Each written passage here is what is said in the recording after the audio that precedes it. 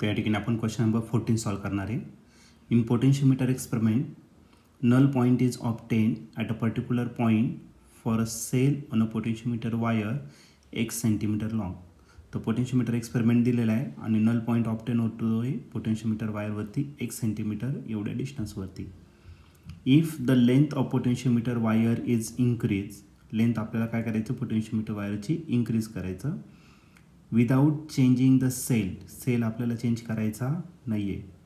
The balancing length will, तर त्या balancing लेंथचं काय होणार ते आपल्याला या ठिकाणी फाईंड करायचं. ब्रॅकेटमध्ये दिलेले driving source is not change. हा क्वेश्चन 2016ला आलेला होता. याच्या 4 ऑप्शनपैकी पहिलं जे ऑप्शन आहे ए ते आहे इंक्रीज, बी ऑप्शन आहे डिक्रीज, सी ऑप्शन आहे नॉट चेंज आणि डी ऑप्शन आहे बिकम्स 0. तर या 4 ऑप्शनपैकी या क्वेश्चनचं करेक्ट आन्सर काय असणार आहे. चला तर याला सॉल्व करूया आणि मग डिसाईड करूया. पोटेन्शियोमीटर एक्सपेरिमेंट दिलेला आहे आणि त्याच्यामध्ये जो नल पॉईंट ऑप्टेन होणार आहे कोणत्या तरी एका पर्टिक्युलर पॉईंटला सेलपासून किती डिस्टन्सवरती, तर x एवढ्या डिस्टन्सवरती. आता या ठिकाणी आपण यूज करू सपोज पहिल्या केसनुसार by principle of potentiometer.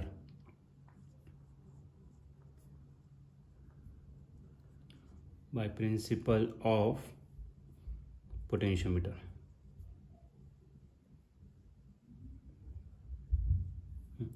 Principle of potentiometer जर घेतलं तर potential difference between any 2 point are directly proportional असतो length of wire between that 2 point. या केसमध्ये आपल्याला लेंथ जी दिलेली आहे बॅलन्सिंग लेंथ किती दिली तर x इतकी दिलेली आहे.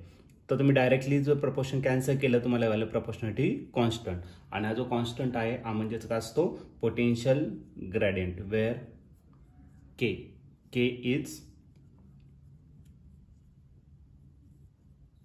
पोटेन्शियल ग्रेडियंट असतो,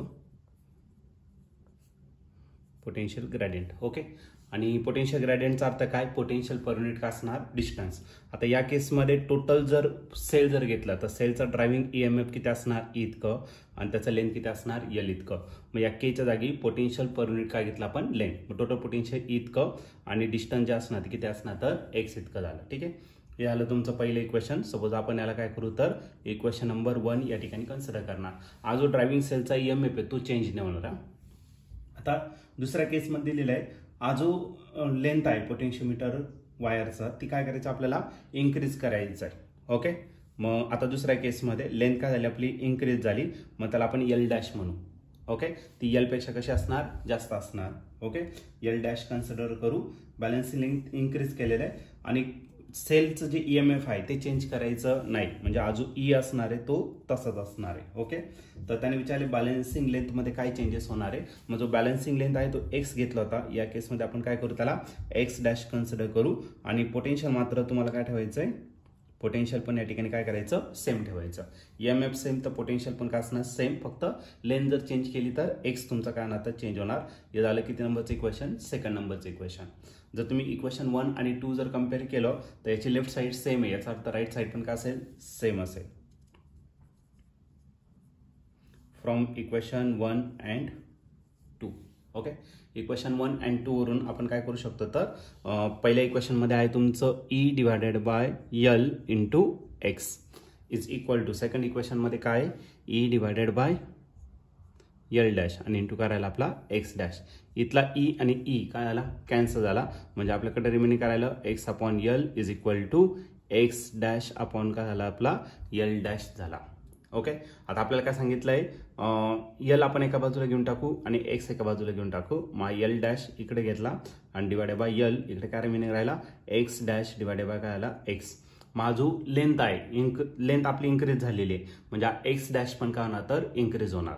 ओके, कारण की याच्यामध्ये कसं रिलेशन आहे डायरेक्ट रिलेशन आहे. मग ॲज एल डॅश हा जो आहे तो काय झालाय इन्क्रीज झालाय, L dash increases therefore x dash also increases. मग एल जर इन्क्रीज केला तर जो बॅलन्सिंग लेंथ आहे तो देखील काय होणार तर इन्क्रीज होणार. आणि या ठिकाणी ऑप्शन जर बघितलं तर ऑप्शन नंबर ए जो आहे तो या ठिकाणी आपला करेक्टली मॅच होतोय. मग या क्वेश्चनचं जे आन्सर असणार ते ऑप्शन ए. ऑप्शन ए म्हणजेच काय balancing length of that potentiometer wire experiment is increases.